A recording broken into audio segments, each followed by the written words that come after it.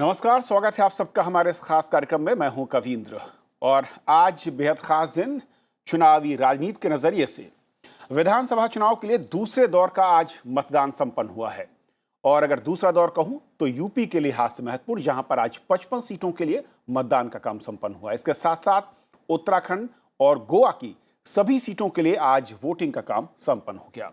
शांतिपूर्ण तरीके से मतदान हुआ है और जो रुझान अब तक चुनाव आयोग की तरफ से आए हैं वोटिंग परसेंटेज को लेकर, वो काफी ज्यादा पॉजिटिव नजर आ रहे हैं। अब तक जो जानकारी मिल रही है उसके मुताबिक इन सभी सीटों पर जहां पर आज मतदान हुआ है, वहां पर अगर मैं बात करूं टर्नआउट की, तो यूपी में 55 सीट पर करीब करीब 60% से ज्यादा मतदान की बात आई है सामने। उत्तराखंड में करीब करीब यहां पर भी 59 से 60% के आसपास, और गोवा में सबसे ज्यादा टर्नआउट दिखा है 75% के करीब। ये आंकड़ा बढ़ सकता है क्योंकि कई जगहों पर जो दूरदराज के इलाके होते हैं उनमें पोलिंग बूथ पर लाइन लगी रहती है, देर तक मतदान की खबरें कई सीटों से मिली हैं।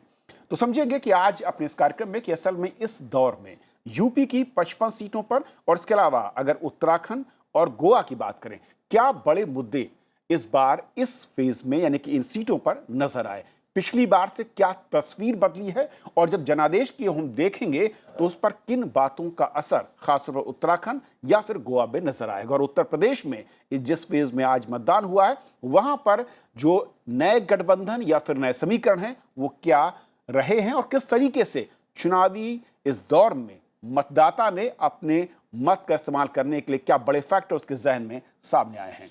और इसे समझाएंगे हमारे साथ चार बेहद खास मेहमान, जिसमें से 3 वरिष्ठ पत्रकार हमारे साथ हैं। रोशन गौर हमारे साथ हैं, संजय सिंह हमारे साथ और प्रदीप सिंह जी हैं। आप तीनों का बहुत बहुत स्वागत है। और CSDS के डॉक्टर संजय कुमार जी हमारे साथ हैं, जो कि पुराने क्या कुछ तस्वीर थी आंकड़ों के नजरिए से, इस बार क्या कुछ तस्वीर बनती नजर आ रही है, उसको भी समझाएंगे हमारे दर्शकों को। शुरुआत में करना चाहूंगा संजय कुमार जी आपसे कि अगर मैं शुरुआत करूं पहले उत्तराखंड और गोवा, जहां पर पूरी तरीके से मतदान संपन्न हुआ, आज एक ही चरण में यहां पर सभी सीटों पर मतदान था, किस तरीके से पिछले चुनाव यानी कि पिछले विधानसभा से इस बार फर्क नजर आता है या दिखा मतदान, मतदाता और मुद्दों को लेकर? गोवा की अगर हम बात करें तो गोवा में तो बहुत हद तक, चूंकि वहां कंस्टिट्यूएंसी छोटी छोटी होती है, तो पार्टी बेस्ड चुनाव बहुत कम होते हैं वहां पर। हालांकि पिछले बार के चुनाव की तुलना में अगर इस बार का चुनाव देखें तो multi corner contest really Goa में हो रहा है। बीजेपी और कांग्रेस के अलावा तृणमूल कांग्रेस और आम आदमी पार्टी भी अपना दांव ठोक रही है, लेकिन पार्टियां तो अपनी जगह बरकरार है। लेकिन गोवा जैसी जहां विधानसभा छोटी है, कम से मतदाताओं की संख्या कम होती है, यहाँ उम्मीदवार बहुत मैटर करते हैं। और इसी के लिए आपने देखा होगा कि कई ऐसे उम्मीदवार हैं पार्टियों के जिन्हें जिन्हें पार्टियों ने टिकट नहीं दिया, तो वो इंडिपेंडेंट चुनाव लड़ रहे हैं। तो कुल मिला के ऐसा लग रहा है मल्टी कॉर्नर कंटेस्ट है। इसमें यह कह पाना कि कौन सी पार्टी आगे है, कौन सी पार्टी पीछे है, ये तो थोड़ा मुश्किल है। लेकिन कुल मिलाकर के इस मल्टी कॉर्नर कंटेस्ट में फ्रैगमेंटेशन ऑफ वोट्स इतना हो रहा है कि किसी भी पार्टी के लिए मेजॉरिटी ला पाना थोड़ा मुश्किल दिखाई पड़ता है। उत्तराखंड की अगर हम बात करें तो उत्तराखंड में आमतौर पर बाइपोलर कंटेस्ट होता रहा है बीजेपी और कांग्रेस के बीच में। 2017 के चुनाव को छोड़ दें तो वो सिर्फ अपवाद था जिसमें एक पार्टी बीजेपी ने जबरदस्त जीत हासिल की थी, लेकिन इसके पहले के सारे चुनाव में दोनों पार्टियों के बीच क्लोज कंटेस्ट रहा है। इस बार भी मुझे लगता है क्लोज कंटेस्ट होने की गुंजाइश है। इसकी वजह ये नहीं है कि दोनों पार्टियों का जनाधार बिल्कुल एक जैसा दिख रहा है, इसकी वजह शायद यह है थर्ड फोर्स का दस्तक देना उत्तराखंड के चुनाव में, और वो है आम आदमी पार्टी। आम आदमी पार्टी सीरियसली चुनाव लड़ रही है उत्तराखंड का। हो सकता है कि सीटें वहां न जीते, कुछ सीटें जीत भी सकती है, इस बात का तो अभी आकलन नहीं लगाया जा सकता, लेकिन मेरी समझ से वो कांग्रेस के वोटों को नुकसान पहुंचा रही है। अगर वो चुनाव नहीं लड़ रही होती तो एंटी बीजेपी वोट, जिसे हम कहते हैं बीजेपी के खिलाफ, सत्तारूढ़ पार्टी के खिलाफ जो वोट था, वो कांग्रेस के पक्ष में गोलबंद होता है, और ऐसी स्थिति में कांग्रेस की स्थिति वहां उत्तराखंड में ज्यादा अच्छी होती है। तो दोनों जगहों पे ये लग रहा है कि कंटेस्ट क्लोज है। गोवा में तो लगभग मुझे ऐसा अंदाज लगता है कि क्लोज कंटेस्ट में बहुत छोटे छोटे वोट मार्जिन से जीत हार का फासला होगा कंस्टिट्यूंसी में।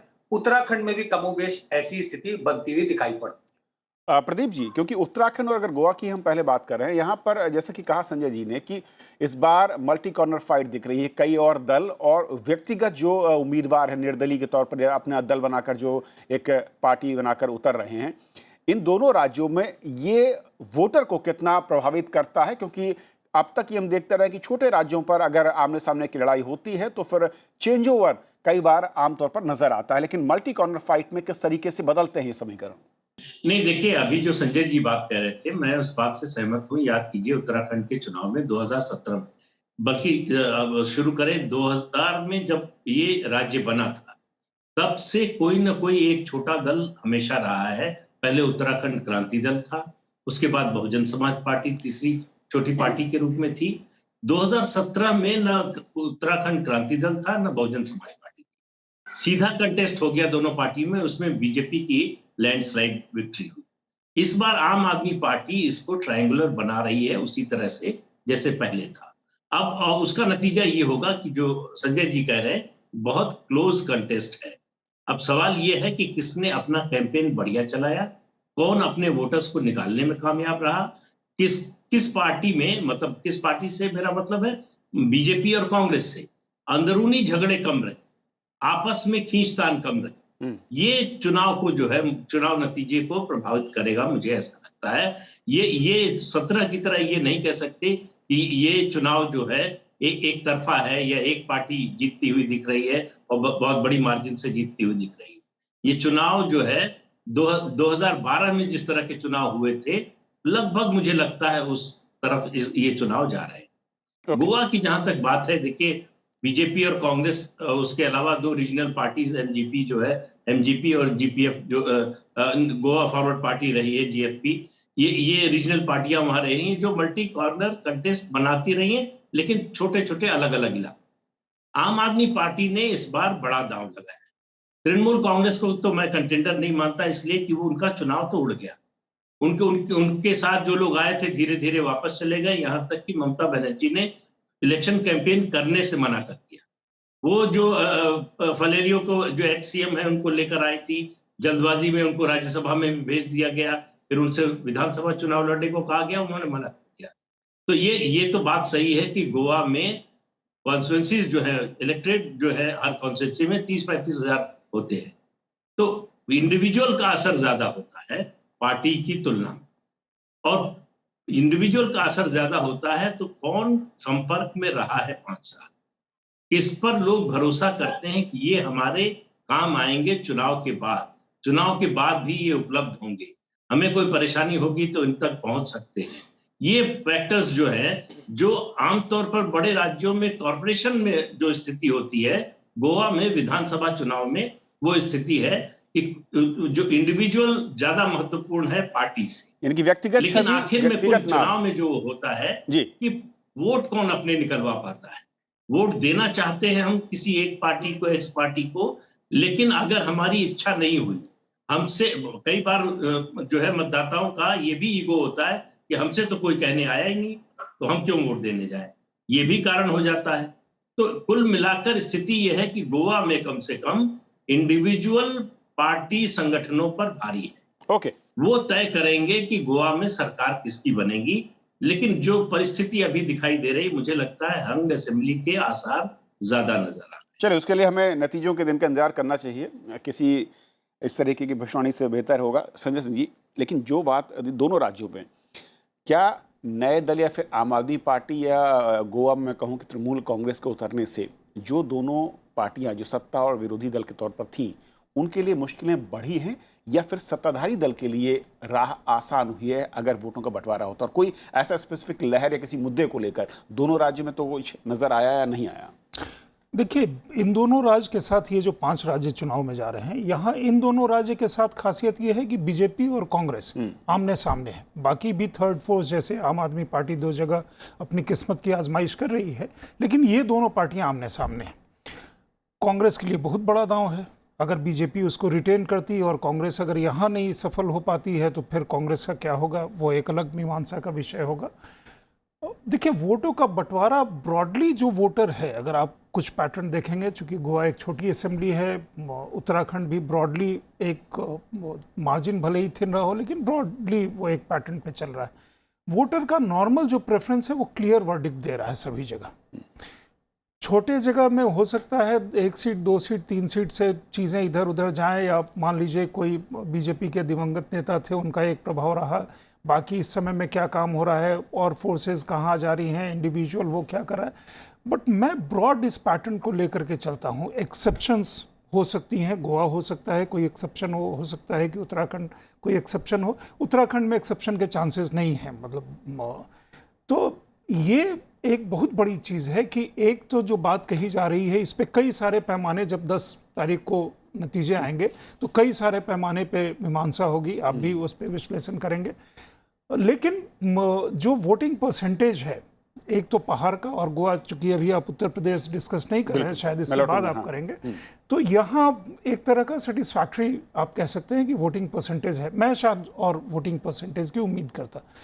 दोनों ही जगह दोनों पार्टियां अभी खुश होंगी कि चलो हमारे हिसाब से ये वोटिंग परसेंटेज है, दोनों वो क्लेम और कुछ काउंटर क्लेम करेंगे। लेकिन एक चीज़ तय है कि उत्तराखंड में कुछ समय पहले तक लोग एक वर्डिक्ट दे रहे थे कि इस तरह का सिचुएशन होगा। वो सिचुएशन आज उत्तराखंड में नहीं है कि आप किसकी तरफ वो जा रहा है। इस समय में आपने जैसा पहले कहा कि वो कहना उचित नहीं होगा, लेकिन आज उत्तराखंड की परिस्थिति बदल गई है, मतलब पिछले कुछ समय में, कुछ महीने में बदल गई। Goa very interestingly poised. अगर कोई आम आदमी पार्टी को कोई सीट मिलती है या नहीं मिलती है, टीएमसी मतलब कहीं स्टैंड नहीं कर पाई, इतना बड़ा उन्होंने हाइप किया, और एक सांसद टीएमसी पार्टी की कुछ बहुत अनुचित बात वो कल वो बोल गई। तो इस तरह की चीज़ें हैं। रोशन जी, क्योंकि आप उत्तराखंड से आते हैं, मैं इसीलिए सबसे आखिर में समझना चाह रहा था कि मुद्दों के नज़रिए से, क्योंकि पहाड़ में हर बार वही बेसिक मुद्दे चुनाव में आमतौर पर नजर आते हैं, और चुनाव प्रचार के दरमियान भी इस बार कमोबेश तस्वीर कुछ वही थी। हालांकि आम आदमी पार्टी के कुछ दिल्ली जैसे अलग नारे या कुछ अलग स्कीम्स की बात की गई है। क्या मुद्दे उत्तराखंड में हावी हो पाए मतदाताओं के जहन में या गोवा में, या फिर पार्टी और नेताओं की छवि, क्योंकि यहाँ पर नेताओं की अदला बदली बहुत ज़्यादा हुई है उत्तराखंड में। देखिए, जैसे आपको पता ही है कि उत्तराखंड में बीजेपी ने 57 सीटें जीती थी, एक तरफा उसमें था। लेकिन पिछले 5 सालों में, चूँकि एक सरकार होती है उसका एंटी इनकम्बेंसी होता है, तो एंटी इनकम्बेंसी तोड़ने के लिए बीजेपी ने अपने जो विधायक हैं, करीबन 18-19 विधायकों के टिकट काटे, तो एंटी इनकम्बेंसी को तोड़ने की कोशिश की। और कांग्रेस ने भी अपने जो उनके ओल्ड गार्ड थे हरीश रावत पे दाव लगाया। तो ऐसा लग रहा था पिछले 3-4 महीनों में कि कांग्रेस और बीजेपी, कहीं कांग्रेस आगे निकलने की, ऐसा लग रहा था कि शायद आगे निकलेगी। लेकिन जब चुनाव प्रचार का दौर आया तो उसमें कुछ मुद्दे हावी हुए, और उन मुद्दों में सबसे बड़ा जो मुद्दा है वहाँ पे वो पलायन का है। वो हर बार होता है, इस बार भी था पलायन का। और उसके अलावा वहाँ पे भू कानून को लेकर बहुत बड़ा आंदोलन भी चला, लेकिन दुर्भाग्य से वो चुनाव का मुद्दा नहीं बन पाया। चुनाव से पहले था, लेकिन जैसे ही चुनाव प्रचार शुरू हुआ तो फिर वो मुद्दा नहीं बन पाया। और तीसरा, वहाँ पे जो लव जिहाद का एक बहुत बड़ा इशू है, और वहाँ पे जैसे हरीश रावत ने अभी वहाँ पे एक मुस्लिम यूनिवर्सिटी बनाने की बात कही, तो उसका ज़बरदस्त रिएक्शन हुआ, क्योंकि जो वहाँ पे मुस्लिम आबादी थी वो करीबन 1-1.5% थी, और अभी बढ़ के वो लगभग 14-15% हो गई है। तो वो जो डेमोग्राफिक चेंज हो रहा है वो वहाँ पे बहुत बड़ा इशू बना है। तो उसके कारण जो ऐसा लग रहा था कि बीजेपी डाउन हो रही है और कांग्रेस अप हो रही है, उसमें बैलेंस कहीं हो गया, कहीं बराबरी की टक्कर पे वो आ गए। और जो आम आदमी पार्टी की आपने बात की है, उसमें कर्नल कोठियाल जो गंगोत्री से चुनाव लड़ रहे हैं, मुझे लगता है कि उनको अगर कुछ वोट मिल जाए तो बड़ी बात होगी, क्योंकि उत्तराखंड का जो वोटर है वो बेसिकली राष्ट्रीय मुद्दों पर वोट डालता है। उसकी सोच राष्ट्रीय है, वो क्षेत्रीय मुद्दों पे, बेरोजगारी है, वहाँ पे रोजगार नहीं है, स्कूलिंग नहीं है, वहाँ पे आपकी हेल्थ जो फैसिलिटीज़ नहीं है, उसके बावजूद वो दिल्ली को देख के वोट डालता है कि हमें दिल्ली में किसकी सरकार बनानी, तो विधानसभा में भी ऐसे वोट डालता है। तो वहाँ पे मुख्य तौर पे ये मुद्दे रहे, लेकिन जो चुनाव के मुद्दे बनने चाहिए थे, जैसे मैंने कहा कि भू कानून वाला था, वो नहीं बन पाया, क्योंकि वहाँ पे जो डेमोग्राफिक चेंज हो रहा है, बाहर के लोग जा रहे हैं, वहाँ ज़मीन खरीद रहे हैं, वहाँ पे खरीद फरोख्त बहुत बड़े पैमाने पे हो रही है, जितने होटल बन रहे हैं वो बाहर के लोग बना रहे हैं। तो जो क्षेत्रीय लोगों की वहाँ पे अस्मिता का सवाल था, वो शायद मुझे ऐसा लगता है कि वो मुद्दा नहीं बन पाया। ओके, संजय कुमार जी, अब मैं यूपी पे आता हूँ, और 55 सीटों पर जो मतदान आज हुआ है, आंकड़ों के नज़रिए से अगर मैं कहूं, पिछली बार की तस्वीर से इस बार की तस्वीर में गठबंधन या सहयोगी दलों का एक कहूं कि नया मिलाप हुआ है, उससे कितना फर्क पड़ता हुआ दिखेगा? और दूसरा ये कि ये बेल्ट हालांकि उस तरीके से नजर नहीं आई इससे पहले वाले फेज में जो किसानों का मुद्दा था, किसान आंदोलन का, लेकिन इस फेज में क्या बड़ा मुद्दा आपको लगता है कि जो कि डिसाइडिंग फैक्टर हो सकता है जब नतीजे हमारे सामने होंगे?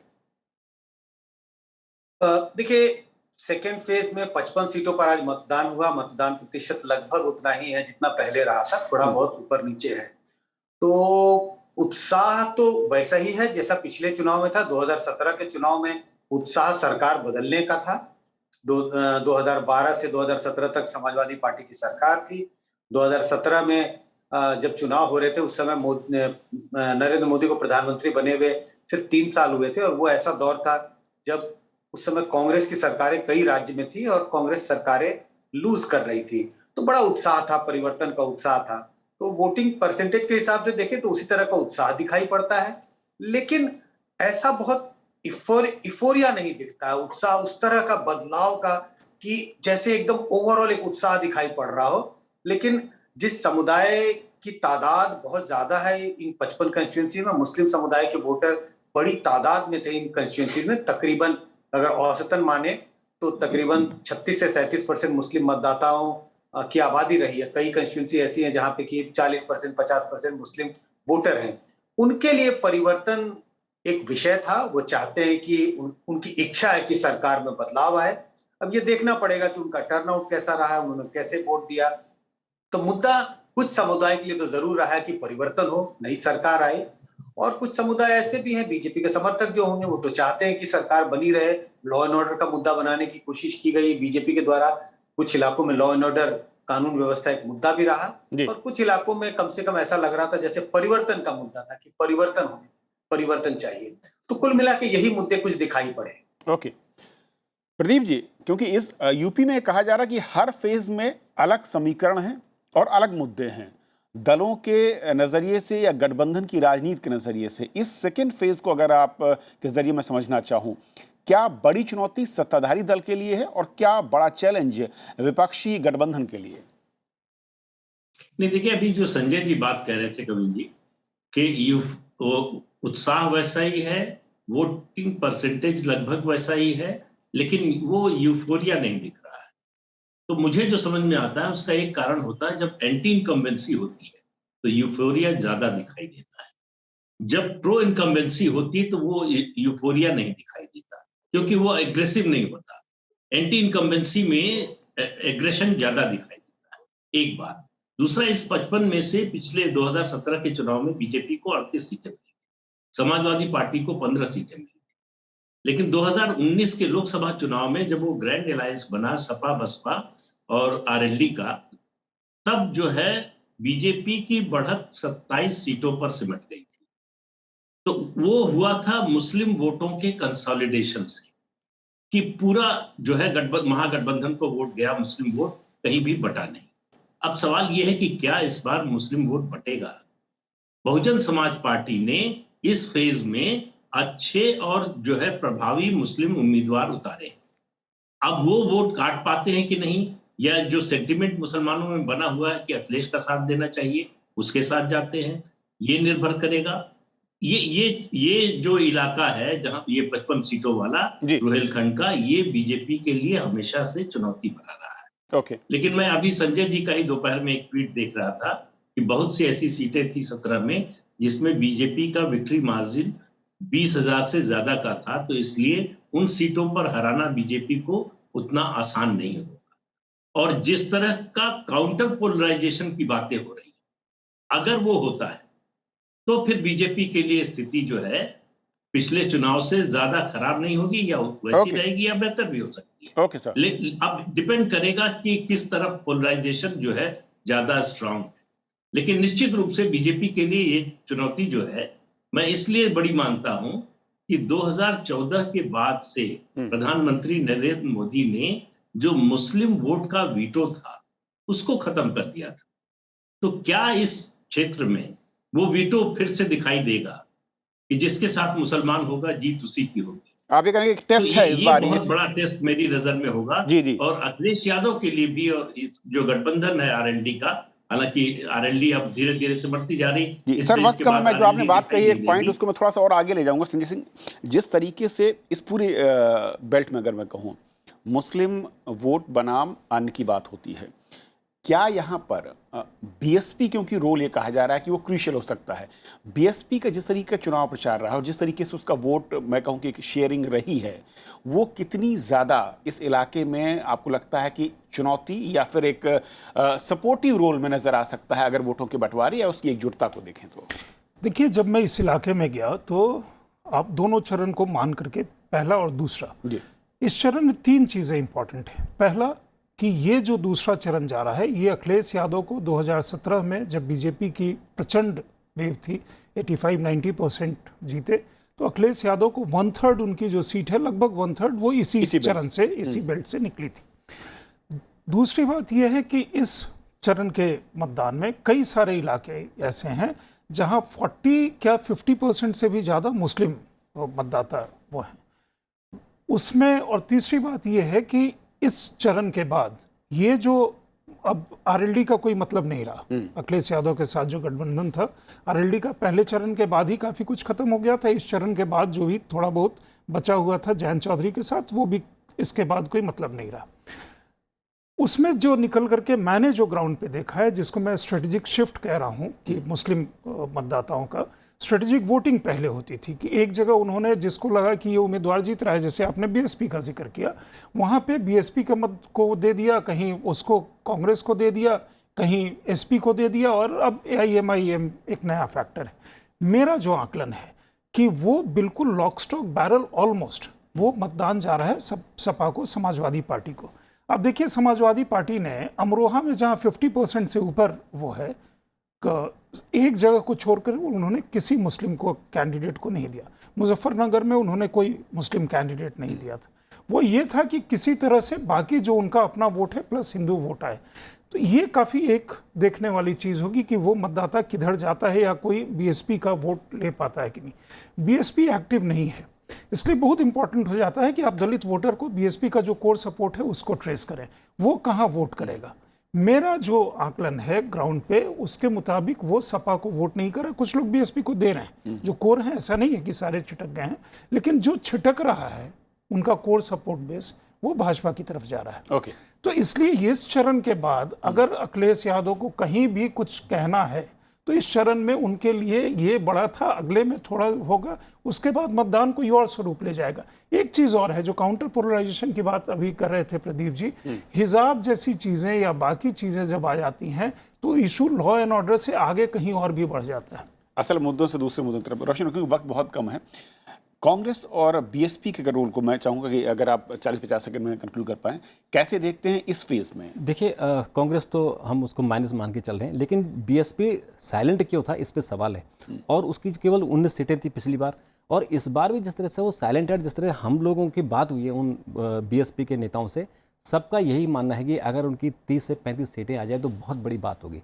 इसका मतलब वो स्ट्रेटेजिकली जो ये या तो बीजेपी की तरफ वो चाहते हैं कि बीजेपी की सरकार आए और समाजवादी पार्टी ना आए, या तो ऐसा कुछ होगा, लेकिन वो साइलेंट क्यों है इस पर जरूर एक सवाल है।